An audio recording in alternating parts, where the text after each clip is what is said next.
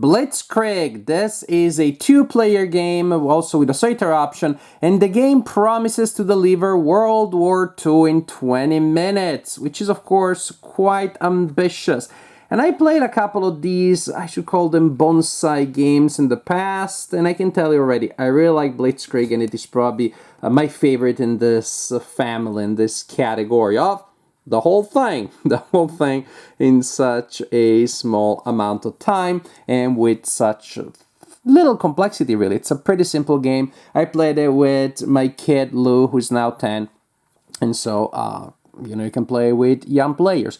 The general idea is that each player has a bag of tokens representing different kind of combat units, but also other political factors, weaponry, espionage, and so on and so forth. That is the bag for the Axis. Here is the bag for the Allies, which is presently empty because I placed the tokens there.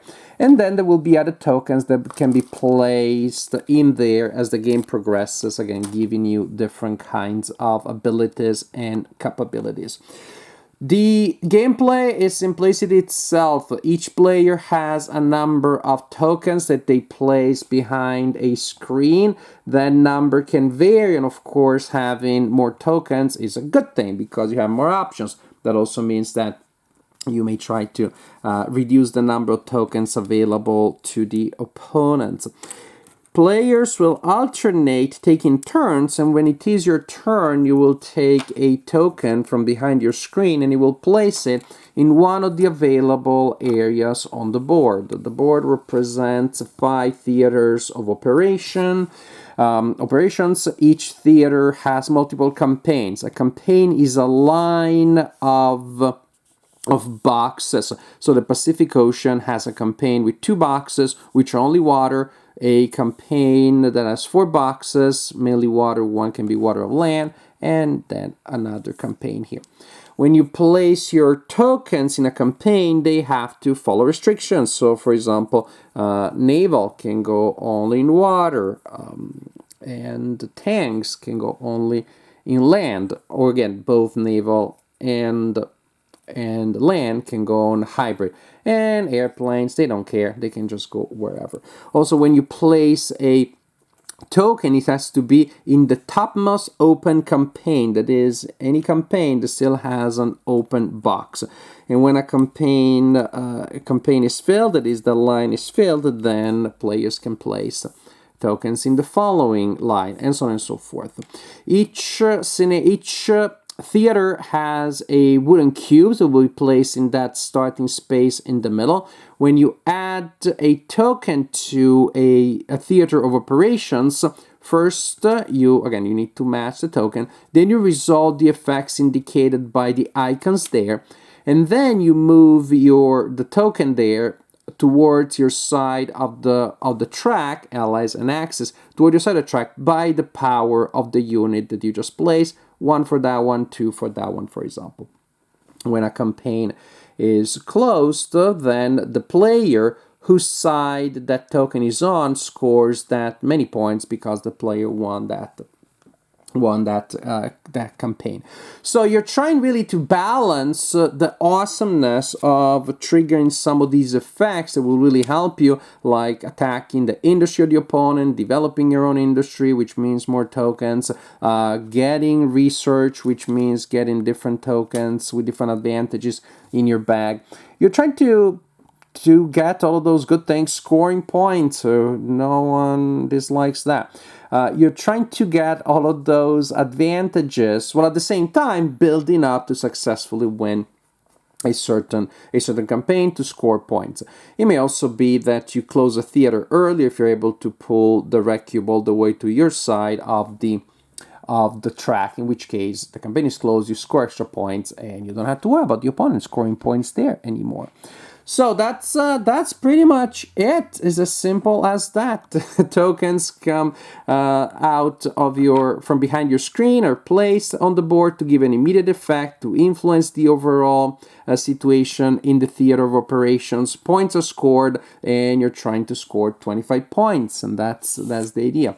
Also here, you can take a quick look at this very effective, very nice play array, which is behind the screen. for some of the effects that you get by activating icons on the board. There's also another kind of unit that I didn't show you, which is the General of the Admiral. Again, they need to be placed on land or water as depending on their profession, and they give you that advantage there.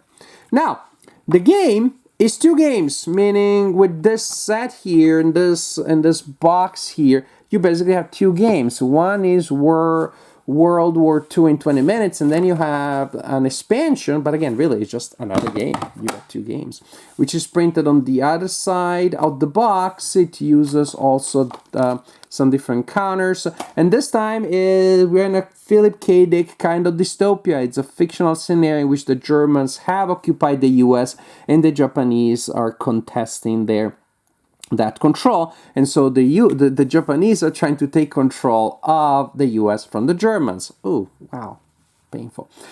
As you can see, the map looks a lot busier, so it's not as visually appealing as the other one. I really like the elegance and simplicity of the other one. But gameplay is also significantly different. It's not the same game, just with different names of the units.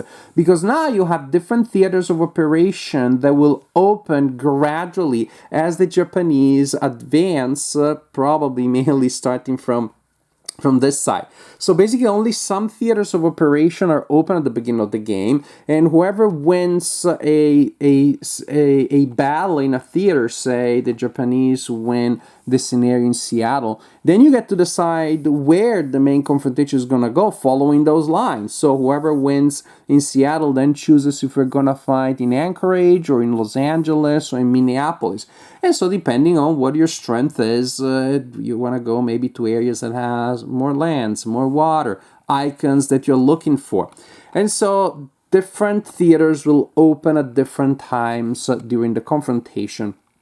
And that gives you, again, more variety. It's almost a choose-your-own-adventure game with... choose-your-own-adventure book with game mechanics as a board game instead. Also, the Japanese have Godzilla, and that's pretty cool. And that's a pretty cool unit.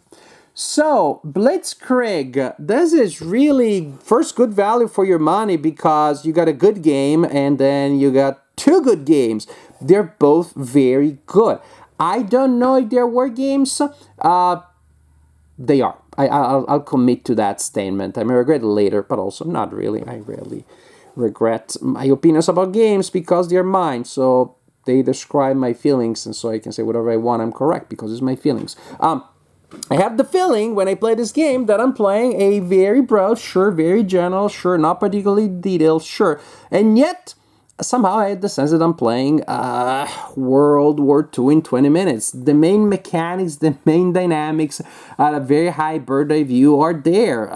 You concentrate on the battlefield, which is awesome, but your production, industrial production is lower, and so you're going to lose steam, or you spend a lot of time producing those units and don't have time to deploy them. Or you concentrate on a certain theater of operation, you're neglecting other ones. Now, there is definitely a random element because maybe I really want to concentrate on a theater that has a lot of land and I keep pulling naval units. But again, sometimes that happens. We love a degree of uncertainty when it comes to war games. I know I do. And so that doesn't bother me too much. So whether this is a war game or not, we don't have to agree on that one. I hope they'll give it a try as a game because, again, even bypassing the war game element, as a game, it is very good because it's super interactive. It's very quick. I place a token and you place a token. And maybe I only have 2 tokens to choose from at that time. So there's not going to be a lot of analysis paralysis there. Gameplay is quick and it has a nice pace. And yet it still has a lot of fun, interesting decisions.